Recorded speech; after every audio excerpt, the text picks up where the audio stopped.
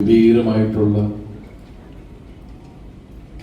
ഫംഗ്ഷനോടുകൂടി നടത്തുന്ന കാര്യത്തെക്കുറിച്ചൊക്കെ സംസാരിച്ചു. പക്ഷെ ഈ സിനിമയുടെ ഒരു ലാളിത്യം ഈ ചടങ്ങിനും ഇപ്പോൾ ഉണ്ട്.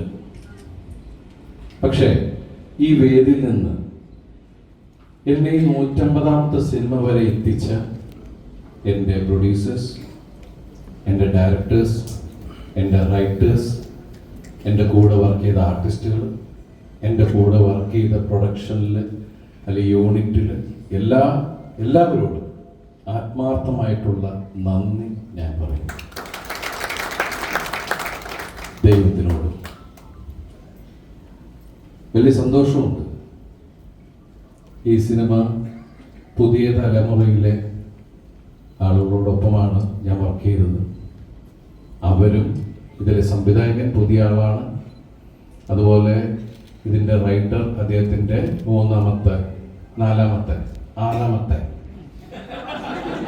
നിന്ന തെപ്പി തന്നെ അങ്ങോട്ട് കയറി. അപ്പം അങ്ങനെ സിനിമകൾ കൂടട്ടെ. ഷാരീസ് അതുപോലെ സാഗർ, ഇവർ 3 പേരുമാണ് ഈ സിനിമയുടെ കഥ പറയുന്ന സമയം തുടങ്ങി ഇവരൊരുമിച്ച് ഞാൻ ആദ്യം കാണുന്നത് ബിന്ദുവിനെയും ഷാരീസിനെയാണ് ലിസ്റ്റുമായി പറഞ്ഞിട്ട്. ആദ്യം ലിസ്റ്റിന്റെ കാര്യം പറയാം. ഞങ്ങൾ ഒരുമിച്ച് പലപ്പോഴും യാത്രക്കിടയിലാണ് ഇങ്ങനെ പരിചയപ്പെട്ടുകൊണ്ടേയിരുന്നത്. പിന്നെ പല വേദികൾ വെച്ച് പരിചയപ്പെട്ടു. ആ പരിചയം ഇങ്ങനെ മുന്നിങ്ങനെ പുതുക്കിക്കൊണ്ടിരിക്കുകയെന്ന് പറയില്ലേ.